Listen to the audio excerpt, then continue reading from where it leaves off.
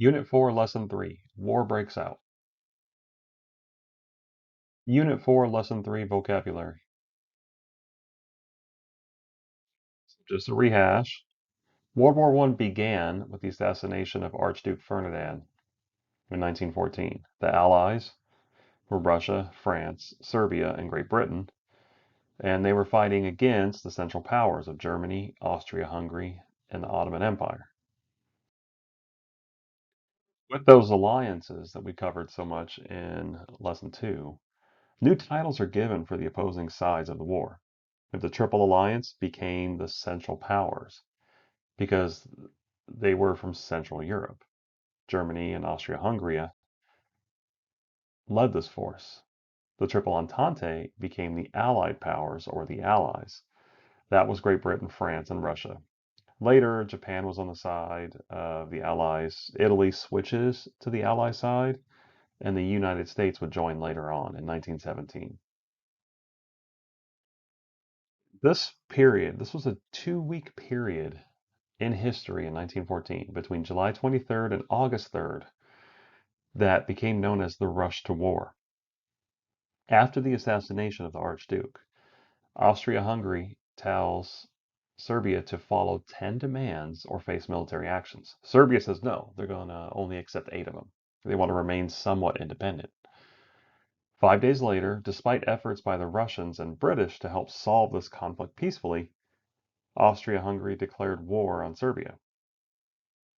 A mere 4 days after that, Germany declared war on Russia, who were helping Serbia. Germany did this because it's allied itself with Austria-Hungary. This also forced Germany on August 2nd to declare war on France because the French were getting ready to help their ally, Russia, fight off Germany and Austria-Hungary. And Britain, understanding that it is going to have to come to France and Russia's defense because it's allied itself with France and Russia, on August 3rd, Britain declared war on Germany. The European map that we're all getting quite familiar with at the start of the war in 1914.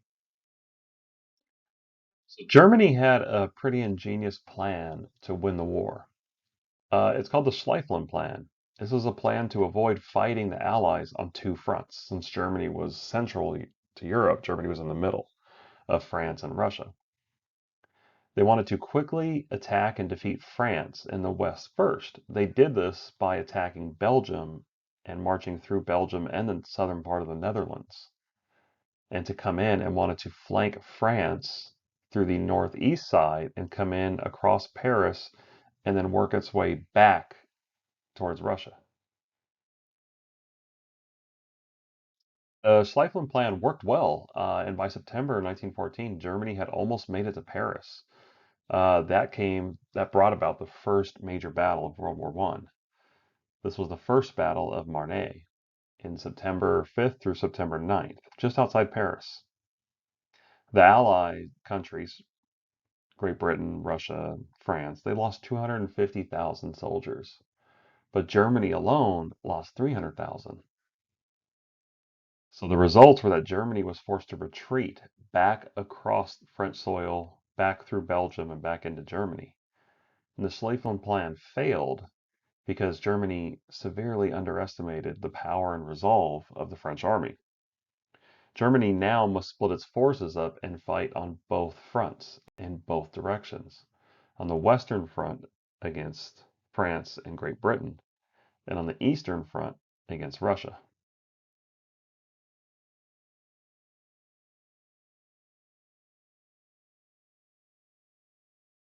On the Eastern Front, Germany and Austria-Hungary, they battled the Russians and Serbians.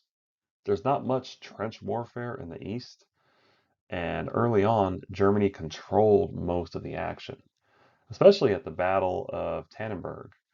This was between August 25th and August 31st of 1914. During that battle, the Allies lost over 30,000 dead and had over 90,000 soldiers taken prisoner, while Germany managed to only lose 13,000. In fact, during the Battle of Tannenberg and immediately after, Russian losses grow to having over 2 million soldiers killed, wounded, or captured by the early years of 1915. So by 1916, Russia is looking for a way out of the war. They're suffering more deaths and more casualties than any other country involved. On the Western Front, the Chancellor of Germany, Otto von Bismarck, he believed France was the greatest threat to Germany. He believed that France still wanted revenge for the Franco-Prussian War, and that they wanted to isolate France from the rest of Europe. So they created this dual alliance with Austria-Hungary, and then a triple alliance with Italy to help engulf France and attack them from multiple sides on that Western Front, multiple points of engagement. Along the Western Front, both the Central Powers and the Allies began to dig trenches to protect themselves from enemy fire. This process, this act, was called trench warfare. It led to the war being fought in a very small area, where either side gained very little land. We had the Battle of Verdun in February through December 1916, where over 500,000 French troops were lost. Almost 500,000 German troops were lost, all so that the Germans could gain 4 miles of ground. That's over 1 million dead to gain 4 miles of ground. In the First Battle of Somme in July through November of 1916, the British lost 420,000, with the French losing almost 200,000, and the Germans 600,000. That's over 1.2 million soldiers lost, all for the Allies to gain back 5 miles of ground. War in the trenches. Soldiers on each side dug trenches and fought. This created a stalemate, right? They're deadlocked on the battlefields. Not any one side, the Central Powers or the Allies, was making any significant land gains. The armies become immobile. They can't move forward or laterally, or they can't retreat. Trench warfare was also bad for morale. It was muddy, it was wet, there were rats everywhere, the food went bad. Soldiers had little to no sleep. And this created an area in between both sides called no man's land. And no man's land was where nobody went. If you went over the top of the trenches, you died. You were shot because the other side was waiting for you. And the next round of soldiers would go over to try to retrieve the first group, and they died.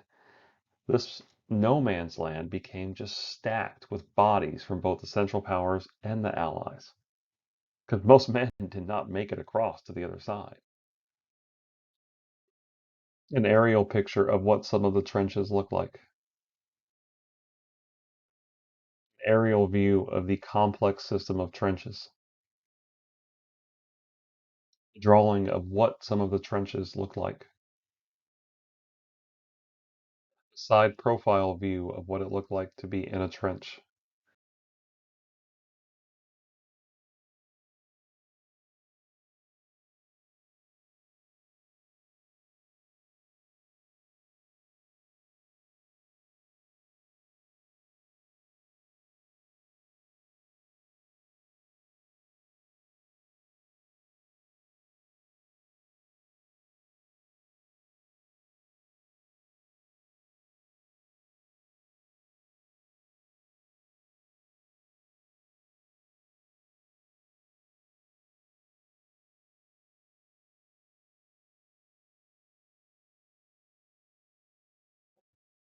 World War I was a total war.